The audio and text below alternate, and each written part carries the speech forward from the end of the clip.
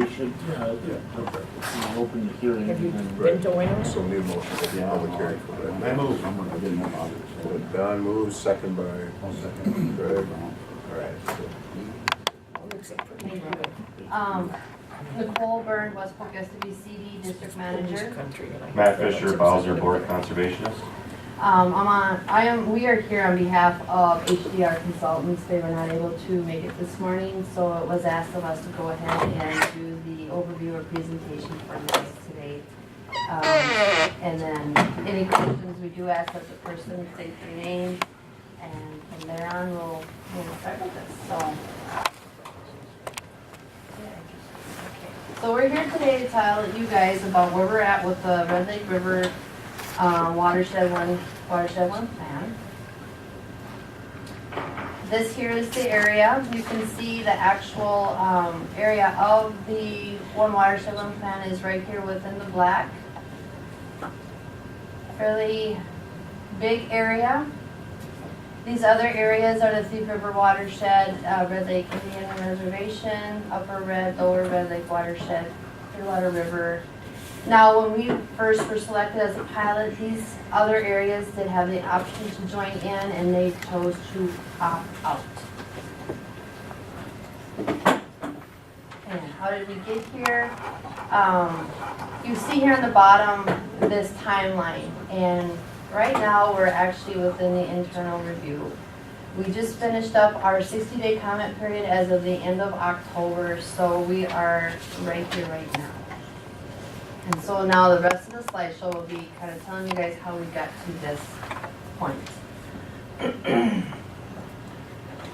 Once we were selected and we determined our area to proceed forward with the One Watershed One plan, we had guidance. And the guidance was through the Board of Water and Soil Resources. So it was there that then we had contacts to use to go ahead and proceed forward. The Bowser guidance is actually Minnesota Statute 8410 right here with the Integrated Comprehensive Plan with Public and Agency Involvement. Here is the document itself. This is actually a 14-page document that we used and currently still are using as we proceed forward with the plan. And this has been our guiding document, if you want to say. And also not just for us as LGUs, but the consultants also.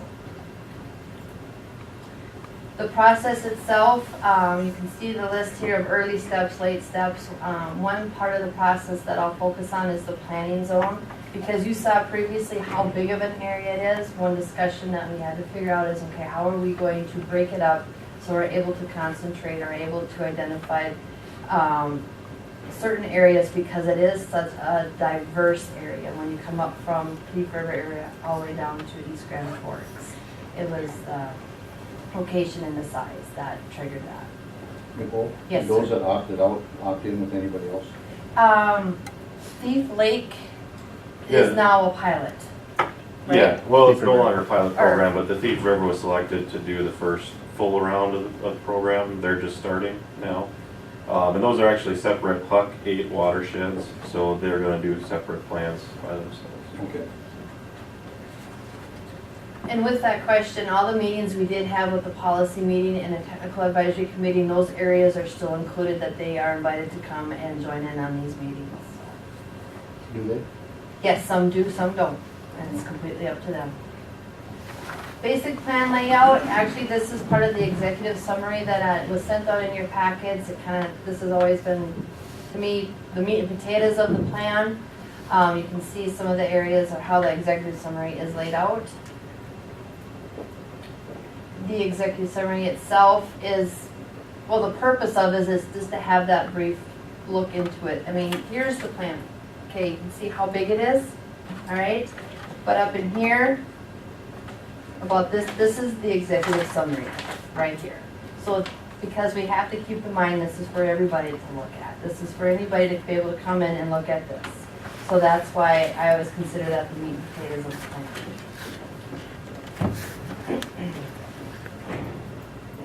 So we go to introduction. here, introduction within the plan talks about the actual background of the One Watershed One plan. And through here, you'll see towards the bottom that the Red Lake River One Watershed One plan was developed under an MOA, and that's between partners such as the Red Lake Watershed District, all the counties, which is Red Lake, Pennington, and Polk, and then the Pennington, Red Lake County, and West Polk SWCD.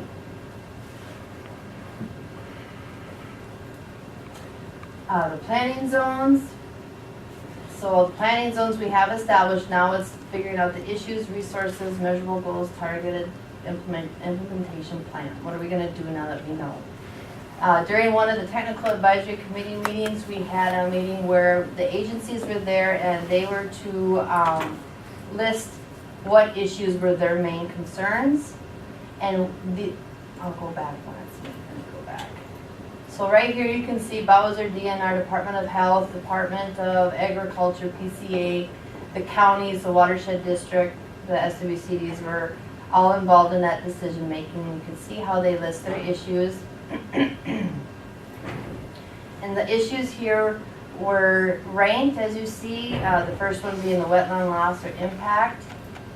And then from the previous two issues and finding out what they are, we were able to come up with our priority issues, which is 9. So we have 9 priority issues for the One Watershed One plan for the Red Lake River. And right here is an explanation or a summary of watershed issues, and within there it mentions these 9 issues of concern, which is surface water quality, soil erosion and sedimentation, altered hydrology, drainage system management, flood damage reduction, habitat, shoreline and riparian management, groundwater protection, and source water protection. Now we have our resources. So now that we know what our issues are, where are the resources within this area? And those resources are the streams and ditches that we have identified with real high concern. And we actually have, describe them through this management strategy. So some areas, that's maintain it. Some of these areas need protection, restoration, and so forth. Here are the issues of concerns. I'll just take the top one as an example, is the surface water quality. So now we actually have what we call statements, priority statements. So when a person opens up the book and they see, okay, issue of concern, surface water quality, what does that mean? Can you describe that?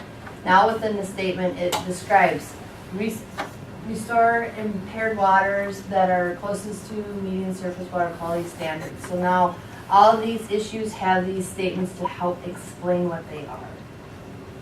That's different than in the past. It is. It's a further level of prioritization than in the past. So, these are listed in priority order as you go down in the different management areas. So first saying, those ones that are closest to being restored are probably easiest to restore. So let's make those a priority and go after first. So our statements, at one of the meetings, technical meetings, we did what I call the sticker test, but all the organizations were able to get up and with the color that they have, post what was a priority for their agency. This is hard for me to see. The top one, again, this is mine. Okay, so the one says drainage system management. So everybody was able to go up there and indicate if that was a higher priority for them within their agency. And then in here, I'm going to go to the next one, it's easier to see. So one would be the issue is altered hydrology, and then we have the priorities listed in there. And this, the top one is reduce runoff rates by targeting implementation in subwatersheds with high runoff. All right, management areas. So now we got the boundary established, and then now we've had the planning zones established, the 3 planning zones. Now within the planning zones, we have what we call management areas. And there's a map with that. So, you see here's the upper, middle, and lower planning zones. And now you'll see these letters here, L1 or M10. Okay, those are management areas. And now you see these blue dots right here. Those blue dots are actual area power points, and these were established through the PTM app, correct? Well, to put into the PTM app, yes, because the PTM app can then measure loading to those points. So, lead to the resource alignment, measurable goals, development. So now we have our priority statement saying what is wrong, what we need to do. The resources is where it's at, how we ID those places, and measurable goals. Now we've stated this is what we want to do. These are the type of BMPs for within this number of years.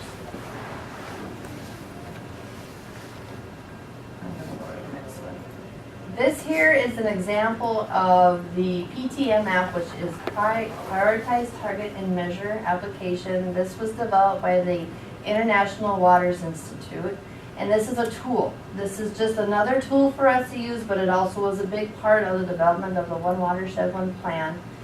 And what I'll go right to the red, and what the red indicates is the load reduction, or how much sediment is within this area. So this is going to help us prioritize and target our areas that need BMPs.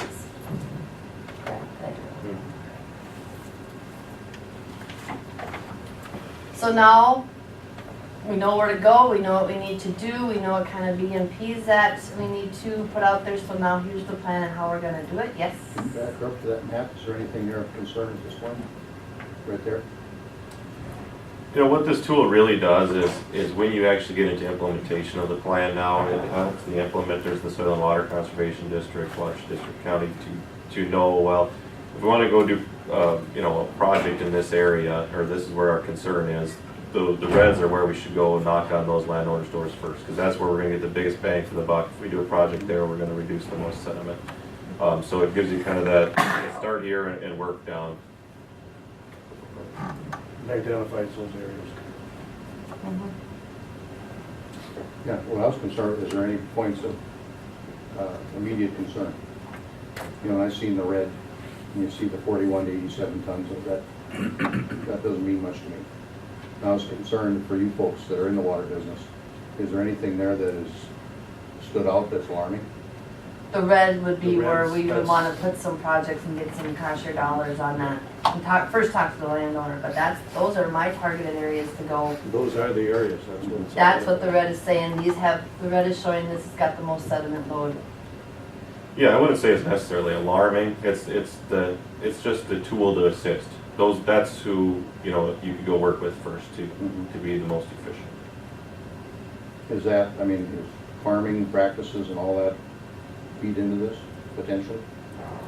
Yeah, this tool runs well, the USDA Russell, which actually they're just figuring bare earth conditions on it, so it isn't figuring in farming practices and tillage practices. So this might show a red, and you go out there and drive by, and the landowner has, you know, is doing cover crops and everything else, and it might be fine. So you just move on by and realize that the tool has limitations. Mm-hmm.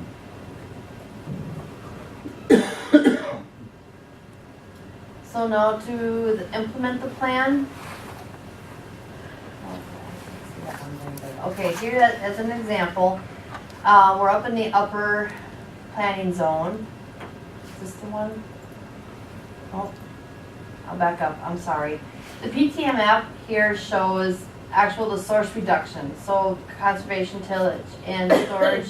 Here it describes tile intake, the infiltration, filtration, protection, and bioinfiltration. Now, again, for the common folk who come in and look at this plan and they come across these types of pages or information or tables, that's where we step in and help them through these. This is more or less directed to help VLGUs figure out which is the best way to implement and target.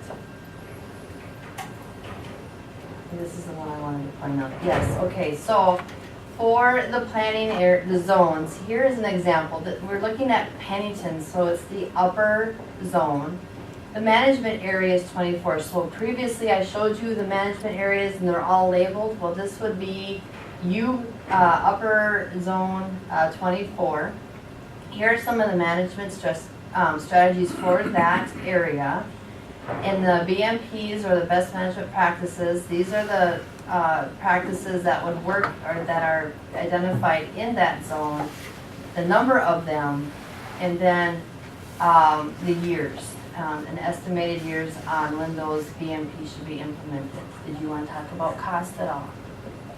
No, I don't think there's any, I mean, these are estimates. Yeah. You can't nail down exactly. I would look at this table more almost as a suite of practices, if you will, that, you know, they're designed that these are the types of practices that'll work in that area, and when you actually go into implementation, those numbers might adjust. So now we'll talk about the actual programs. Here for within the plan, we actually talk about the plan and the administration and coordination. And also in here we state the collaboration with the other local units of government, and also the funding, local funding. We describe the kind of funding that we provide as soil and water districts and watershed districts. Here's just a closer view. Within the plan, we're going to be doing evaluations stated here, an annual evaluation of the progress made by the planning group, have quarterly meetings, biannual evaluations, and 5-year evaluations. The reason why this was brought up is to let everybody know and yourselves that just because the plan is done, we're not going to look at it again. We're required to actually revisit it yearly, bi-yearly, and every 5 years. So we're always going to be working with this plan. This is not going to go away and sit on the shelf, right? Yes. Okay. Here is just a list of appendices in the plan itself. This here is an example of one of the maps. This is a land cover map. This is within the appendices. Here's our area within the red outline.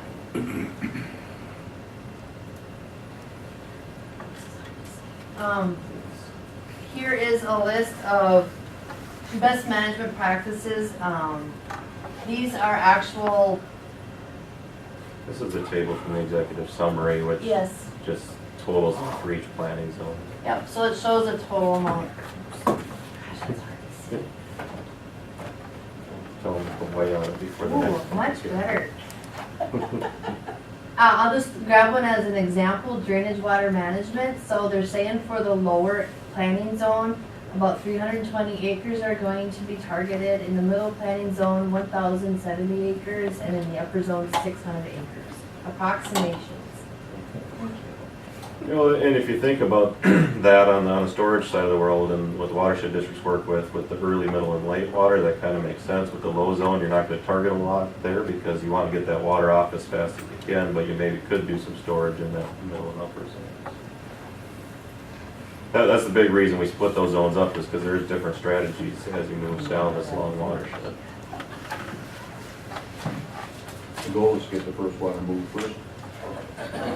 Keep moving it from the high ground, is that the theory? Or? Well, that's, yeah, it's, well, it's technical paper 11, I think, of their work group, but it's, yeah, the goal is for the lower zone, the area closest to the red, is to get it off before the peak comes, so that, you know, you can have more room there when the water comes from above. Well, that concludes the PowerPoint. Any more questions? I mean, like now, this plan, I mean, it's pretty much set, kind of, I mean, what you're going to do, or looking at doing. Right, I feel as though it does give an overall overview of our areas, how we've labeled them, what we see our resources of concerns, meaning waters, and what we plan on doing in those areas. Yes, I feel as though we have done that pretty well, so. I guess, watching this process, I think there was a lot of work put by the folks, the technical people, and I think the product is good. And I commend the work and the thing that you've done. And I sat on the committee along with Gene. I participated and helped out by staying the hell out of the way. But I just tried to stay awake. Don't say that, no, really. Me and Gene had a deal, we worked on. But seriously, I guess I would just like to commend the technical people. I think you did a good job. and I think it's a good product. I think there's a pilot program, and I think it's something that the technical other watersheds can look at. But you were trying to accomplish, I think, is I guess I would recommend it. I, received questions and, from people that I know in other areas of the state. Good. I know earlier this year I had been contacted by one of the policy people at the state member office. Good. I was just kind of wondering because they understand that, this project is, even though, it's geared toward, the red lake, it's something that will affect the state. That's great to hear. That's good. And like Matt had mentioned, now it's not a pilot anymore. Now it's the Thief, is it Thief It's Lake? Thief River, yeah. Thief River, yeah. We have 7 more of them starting Yeah. right now, and there was, some significant changes and, well, a lot more guidance that we put together as a result of the pilot. And I have to thank you for volunteering to be a part of that, because we did truly learn a lot, and it's going to make this program stronger as we move forward. In this, is there anything that is AIS involved in this at all? They are, Yeah, it is talked about, it's in section 8 of the plan, Yep. is where there's some information on, Because that was a concern when we did our water plan here. yeah, it's part of one of our resource of Yeah. concerns is. That was added the last go round. Yep, And yep. I was kind of looking here last night and I really didn't see. it's either under education or regular, one of those two, and It might be an implemented program. somewhere in section 8 too, I believe.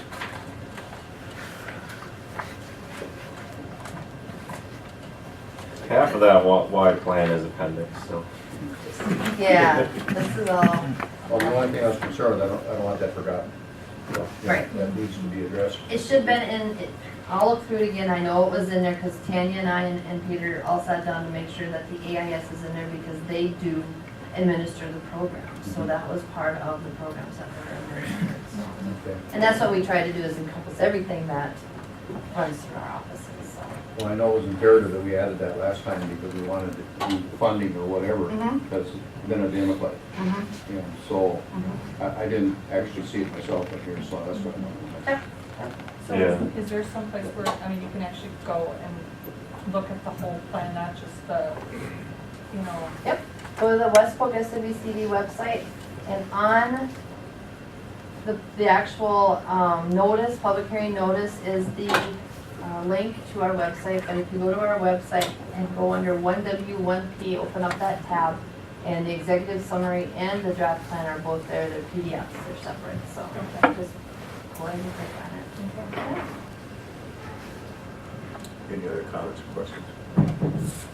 It was good to me, and appreciate the good work. Thank you. Okay, now we'll need a motion to close the public hearing. Well, we should actually, we want to step aside and see if there's actual public comments in this public hearing. We can step aside.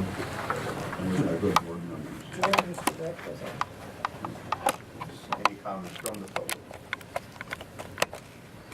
I would just make one comment. When Nicole gave the presentation to the Bowser board when we met in August in East Grand Forks, they gave her a round of applause, which I really don't think I've seen in my board meetings in Bowser. So she obviously did a good job. I was going to tell you that if I ever saw you, but I haven't seen you. Yeah. So thank you, I appreciate that. Anytime you deal with water and you get an applause. Not always. No, I disagree with that. Yeah. Yeah, if you guys want to stay an hour, I could do some round of applause here. Oh, yeah. Any other comments? Not, we'll need a motion to Yep. close. Need a second. Warren, any discussion? Not, all those in favor say aye. Aye. Opposed? Done. Thank you, everybody. Have a good holiday too.